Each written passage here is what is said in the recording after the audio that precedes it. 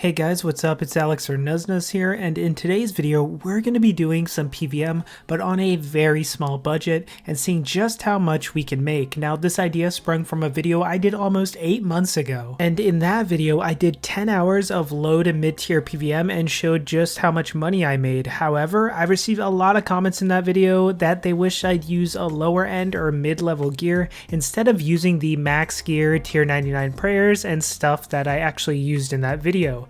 And in hindsight, that's a very fair point, and it gave me the idea for this video. So in this video, we're going to see, even if you're really poor or have barely any money, can you still make some good money from budget PVM? And no, I'm not going to be doing Zuck in 5 mil gear and then saying budget PVM is like 50 mil an hour. Let's be honest, one, I don't know if I could do that myself, and two, not too many people at all can do super high tier PVM with very cheap gear. So I wanted this video to be accurate and apply to most people. So we're going to get into our budget and what I'm going to buy as gear and my thought process. So if you like this idea, make sure to leave a like, subscribe for more videos like this, and let's get into it. Alright, so for our budget for this video, I decided it would be 10 mil. Now the reason for this number is because it makes it sort of challenging since it's such a small amount of money, but also because most people probably have 10 mil, and if you don't, you can probably make it in an hour or two. So I also want to mention I'm not going to be using a ton of crazy untradables or anything like that. I will be using budget gear, but for this video I won't be using tier 99 prayers, I won't be using greater ricochet, greater concentrated blast, I won't be using corruption shot or corruption blast, I won't be using the Zuck capes. The only thing I'm allowing myself is the lowest tier overload, since most people should have them, along with soul split, because if you're doing like low to mid tier PVM, you probably have those two things, although most of the stuff I'll be doing can be done without it. So no crazy untradeable pocket slot items, you know, supreme overloads, adrenaline renewals, tier 99 prayers, nothing like that. We're going to be doing the true budget style. Alright, so for our gear, I decided I would go hybrid armor since it would give me great flexibility during this, so I went with crystal armor, which is tier 70 hybrid armor, and it's fairly cheap. Again, this is going to give us flexibility, and it's much cheaper than buying 3 styles of power armor. It'll also make more sense when you see what bosses we're doing. I also bought an Amulet of Fury, a Ring of Fortune, and I'll be using a Legends Cape as well. As for weapons, I went with the Crystal Staff as our mage weapon, then I went for a Bane 2H Sword plus 4 as our melee weapon, and finally for range I decided to use a Royal Crossbow. But first I had to buy all the pieces and go to QBD and brandish it myself, but after that we basically had our gear. Now I had a little money left over, so I wanted to try to perk out some of our items. I decided to augment the Royal Crossbow, and I bought historic crates and time worn crates with the GP I had left. I minus a little bit of GP for classic components and disassembled for some blade parts, and we only had really one shot at these perks because we are basically out of money at this point, and I managed to get Precise 5 and Equilibrium 4 on both the Bane 2H and the Royal Crossbow. I also couldn't afford to perk out any of the armor and felt like getting a few weapons would be the most beneficial. I would have liked Precise 6, but sadly it didn't happen in the first attempts and we couldn't afford to do it again. So there we go. We spent 10 million GP and this is our setup for the video. Full crystal with a crystal staff, Bane 2H sword, and a Royal Crossbow. I could have used something like War Priest, but I didn't actually have it, and I could have used Globetrotter for hybrid armor instead of the crystal, but again, I didn't want to use a bunch of beneficial untradables that some people might not have, so I stuck with something you could purchase. So here's the plan. The reason I bought hybrid gear was to start off at Dagannoth Kings. Dagannoth Kings are actually very good profit now since the Rex Matriarchs came out. The rings have skyrocketed in price. Nowadays, Berserker rings and Seers rings are very expensive, like 10 to 15 mil each or even more, and an Archer's ring is about 5 mil, meaning the only real dud ring you can get is the Warrior's ring. So we did our Dagannoths, and Dagannoths have actually been always pretty fun to me. The thing I liked about this is when you create an instance, you can set your spawn speed. So I actually found for me using this gear, setting the spawn speed to fast really worked the best. If I set it to fastest, I just couldn't kill them fast enough and you end up getting piled. But at the fast speed, it ended up being absolutely perfect, where I would kill one and then the other would spawn. I wouldn't be waiting around, but I also wouldn't be getting piled. So that was really nice. And they're actually not too hard to kill, even with with this gear, I wasn't having much issues at all and was getting a decent amount of kills. And we actually ended up getting a dragon hatchet, which isn't the best drop, but it is something, so I can't complain too much, although that could have been an expensive ring. I actually ended up getting another dragon hatchet later, so 2 from this, and then I got pretty lucky here. I guess it's lucky. Dagnauth Kings drop things really commonly, but we did get the best drop you can get, which is the Sears ring, which is about 17 million GP, so that was absolutely amazing to see. Basically doubled our gear setup technically with that one drop. So I ended up actually doing Dagnauth Kings for about 3 hours because it was just so much fun. I was having a great time. Even with the budget gear, like I wasn't even praying turmoil prayers or anything. I was just strictly soul split. I didn't find it was worth it for the prayer. I had the vampirism aura and then this gear, and it was really chill. So we spent 3 hours there. I got 2 dragon hatchets and a Sears ring and a ton of other loot. I ended up keeping all the bones and most of the hides if I remembered to note them. I used magic notepaper, which is very cheap right now, so it didn't really cost much at all. And Dagnauth Kings was a pretty big success, but now we're going to move on to some other PVM. So we did 3 hours of Dagnauth Kings. Now I'm going to go and try out an hour of Barrows. Now, Barrows is something that you might not think is decent money at all. You might think it's actually horrible money. Well, while it's not the greatest money compared to high-level PVM, Barrows actually does have a few decent drops. So first, it has the Amulet of Forsaken.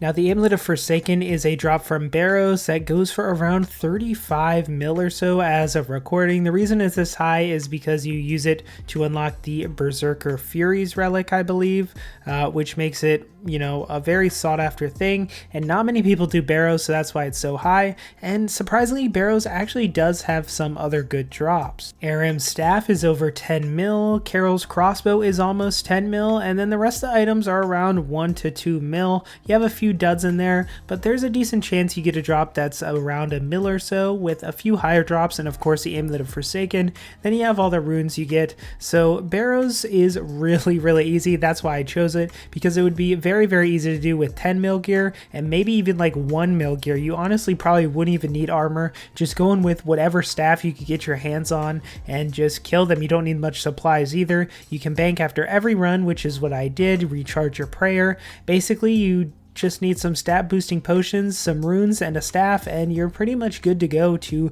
do as much Barrows as you want. A very budget friendly boss. However, I did a lot of chests and I didn't get much loot at all. I was looting and I was like, where's my Barrows drop? I thought these things were supposed to come out of here like, I forget what the drop rate is. It must be like 1 in 15, 1 in 20 maybe. It might even be more common than that, but we ended up only getting 1 drop, which of course our luck has to balance out a bit after that Sears ring was one of the worst drops you can get. The Carol's Coif says it's about 700k, so not too great there, but at least we got a drop. I wasn't expecting too much from Barrows, but there is that chance over the long term to get the Amulet of Forsaken. So while the Amulet of Forsaken doesn't have a confirmed drop rate, based on data, it is assumed to be around 1 in 65 to 1 in 70 drop rate. So if you're getting like 20 chests an hour, after 3 or 4 hours, you're probably going to get a big 35 mil drop, which really adds to the profit per hour. I mean, the Amulet of Forsaken per hour probably adds like 8 mil GP per hour, depending on how many chests you can do. So that is one of the big drops that you'll be going for. But all in all, I felt like we got some pretty decent loot. We'll have to see at the end though how much we actually made. So for the final boss, I decided to step it up a little bit of a level, not too much, because we are in 10 mil gear here. So it would be really hard for me to go to like, I don't know, a Rax or anything with tier 70s and basically no armor, no Amulet of Souls, Reaper necklace, anything like that. It'd be pretty difficult. So I decided to go to Twinfuries. Now I actually haven't done a lot of Twinfuries. It's probably my least done God Wars 2 boss. So I thought it could be fun to try out, and I have the Bane 2H. So what I ended up having to do was actually swap out my crystal armor for Bane armor. The Bane armor was actually cheaper, so it didn't cut into our budget at all. The Bane armor was really cheap, so I used that instead, just 3 pieces of it, and it seemed to help a little bit. But the main thing was I didn't have a Vampirism Scrimshaw, didn't have an Amulet of Souls. It was kind of hard to soul split and maintain health, so that was the main thing, was just having to eat food and getting hit a lot. The damage was not too bad. I ended up getting around a minute 30, maybe a little longer kills there, so it wasn't too bad at all. But yeah, man, you never realize how much, you know, you should appreciate an Amulet of Souls or a Vampirism or Vampirism Scrimshaw. Something as simple as that really makes a huge difference for PVM and maintaining health. As for the loot, it was, you know, pretty normal. We got some Infernal Ashes and things like that. Nothing too crazy. The normal drops are actually pretty good here. I didn't really know what to expect with the unique drops because I know like the blades are pretty cheap, I believe. So I thought the crest was the main thing I was trying to go for, but I actually got a Zamorakian Essence. And when I saw this, I was like, oh, nice, 500k. And then I examined it, and it said 14 million GP. I don't know when these got so high. Like I said, I haven't done Twinfuries in a long time, but I was not expecting 14 million GP at all. I'm curious if it sells for that, but that is pretty crazy. So we did get lucky at Twinfuries to get that essence. Like, man, lucky at Twinfuries. I'd say we had average luck at DKs. We did get the Sears ring, but we did 3 hours of it and we only got 1 ring. And usually you should get like a ring basically every hour depending on your kill rate. And then of course we just got 1 Barrows drop. But yeah, now it's time to price check all the loot and see how much we made in around five or so hours of budget PVM. I'm curious to see, we started with the 10 mil setup. How much could we upgrade it if we wanted with this loot? So let's check it out. Here we are with the price check. Now I tried to fit as much as I could in this inventory, but it might be missing a few things, but nothing too major. So if we look first at our main big drops, we got the 2 Dragon Hatchets, the Sears ring, which is a big amount, the Carol's Coif, and then the Zamorakian Essence. And then we have things like the Dagonoth Bones, the Dagonoth Hide, and let's just put everything in there. 41 mil in around 5 hours of budget PVM. So we went from a 10 mil setup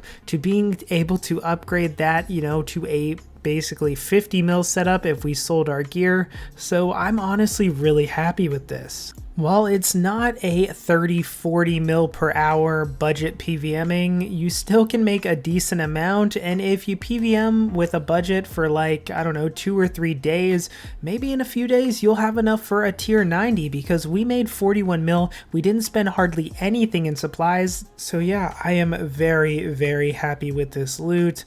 Very happy with this experiment. So do you guys want to see maybe a part 2 of this? I'm not going to make this into a series or anything because of course I have my series, but do you want to see me go and basically sell this loot off 50 mil and then try to spend that 50 mil and maybe we go try to do higher level bosses like Araxi and stuff like that, PVMing on a budget part 2 where we try, you know, the higher level bosses, a continuation of this. So if you guys want to see that, hit the like button and I will try to get that out as soon as possible because I think that would be really fun as a continuation. So yeah, I hope you guys enjoyed this video. I hope this inspired you to try PVM, even if you're just coming back to the game, you don't have any bank. Of course, you're gonna need skills. I wasn't doing this PVM with level 60 combat stats.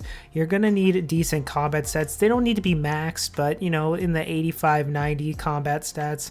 And you're gonna need a few things, but in terms of gear, you really don't need too much.